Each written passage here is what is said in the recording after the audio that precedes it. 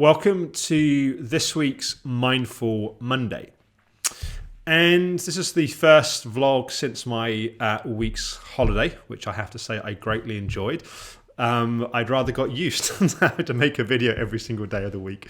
So it was nice to have a week away from that and have some time with family. And in that time, it was also good to reflect on the feedback which you guys have been sharing about Everyday Alex, which I really appreciated. And I've been reflecting particularly on Mindful Mondays and how we may evolve a little bit in terms of the plan for these. Some of the feedback was that you guys were preferring original new content as opposed to taking excerpts of content of other things that I've produced over the years in different places. And we're going to reduce Everyday Alex to 5 days a week, which gives us a bit more time to focus on those episodes. And something that I'm going to experiment with on Mindful Mondays, and it may be that Mindful Mondays goes through some different iterations at different points. But I think for the rest of this year, I guess what we might call season 1, the first kind of 100 episodes or so, I'm going to experiment with doing some guided visualizations and meditations. This is something that I used to do quite a bit of many years ago, and some of the programs I produce, particularly Learn to Relax and the Sleep Inducer, have been very popular over the last 15 years or so, I guess it is, since I recorded those. And it's something that I like doing.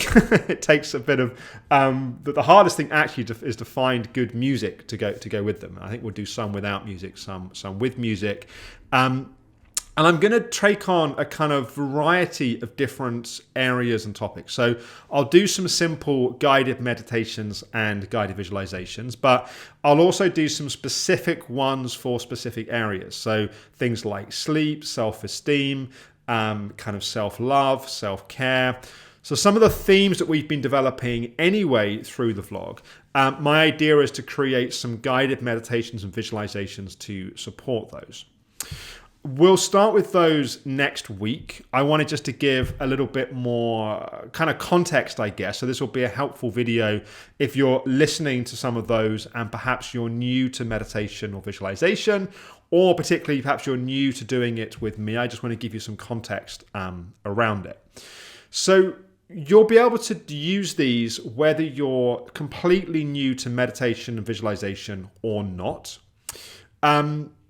What I will say is that I think a lot of people have preconceived ideas of what they think should be happening or what they think shouldn't be happening when they do meditation or visualization.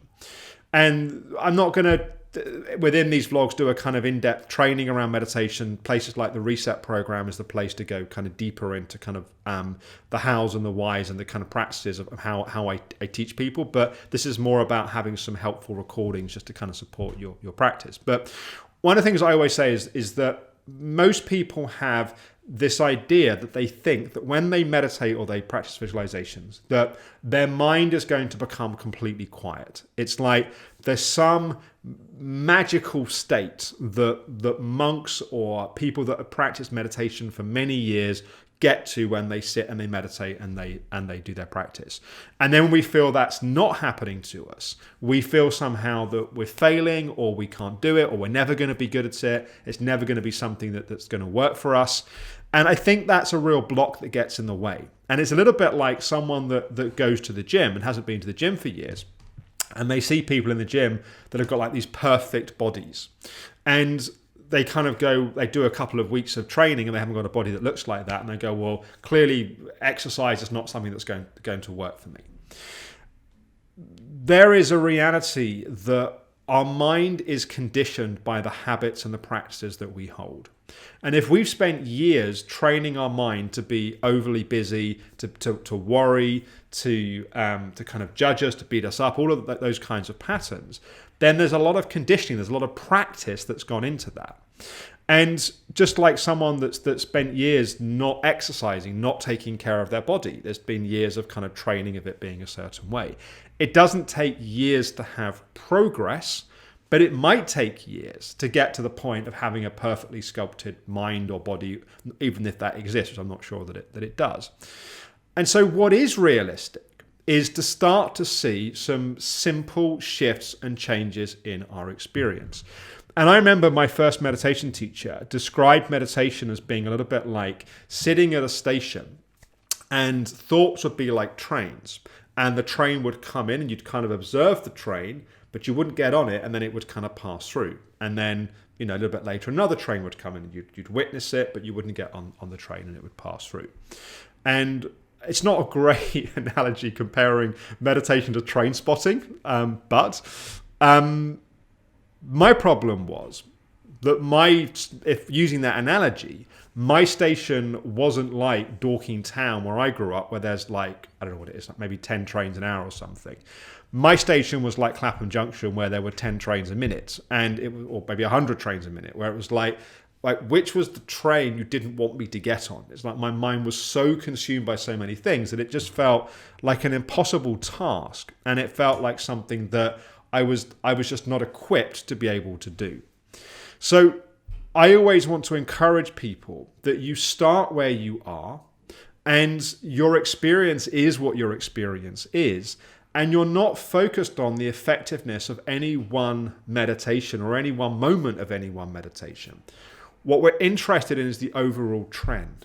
And if your mind has been trained in a certain way, it takes practice to train your mind to function differently. But if you sit down to meditate and you do some practice, then you tell yourself, I can't do it, I'm not doing it right, I'm never going to be able to do it, it's never going to work for me, you're just conditioning more of the same old stuff.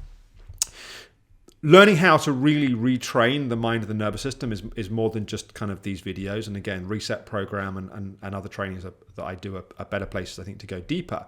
But in terms of just the kind of practice of meditation, be gentle with yourself, be realistic. It might be that if your system is kind of wired to here and you do your practice, it might just drop a fraction. But if it drops a fraction each time and you're consistent in your practice, then over time, that can be a significant shift in terms of how your nervous system is functioning. The sort of meditation that I'm teaching is free from any religious elements. So this is not a spiritual meditation practice, although you're very welcome to have your own spiritual, obviously, beliefs and perspectives. What I'm interested in is as a kind of training of our mind. Our mind is a little bit like a bus, and rarely are we driving the bus. It's like there's a monkey driving it. It's kind of all over the place. And what we're learning to do is to gradually have more, it's less about control, but more influence on our own experience and condition our mind to function in more healthy ways. And there's an enormous amount of scientific research that supports the principle that a consistent meditation practice can radically change over time how our mind functions, but also how our body and how our nervous system is functioning as well. So with these practices, there'll be, I would guess, anything from kind of 5 to 10 minutes. I might do some longer ones of kind of 20 to 30 minutes. You can do them with your eyes open or closed. Often it's easier to close our eyes because we have less distraction and less kind of sensory input. But for some people, particularly if there's a lot of trauma, sometimes keeping the eyes open can feel more supportive. And yeah, finding a quiet place is good. Obviously not driving a car or operating dangerous machinery whilst doing a kind of guided meditation practice. That's obviously not a good idea. For example, you don't want to be using a food blender whilst you're distracted and suddenly your hand slips into the blender. Not a good idea. So I think that's it. I don't want to overcomplicate this. And I'm really looking forward to getting feedback to see how these are helpful and supportive. They'll obviously be posted to YouTube, to Facebook as podcasts. So hopefully they'll be helpful to be used in some different ways. So that will start in Mindful Mondays next week. For Therapeutic Tuesdays, for the time being, we're going to continue with the same format, which is recorded mini sessions of me working with people. For tomorrow's mini session, we have a session with Danny. And in this session, we're talking about why it's important to stay connected to ourselves and how when we're around others or get stimulated, often we get pulled out of ourselves. And I also offer her a simple practice at the end of learning to just be more grounded and connected in the body. So that'll be on Therapeutic Tuesday tomorrow here on Everyday Alex.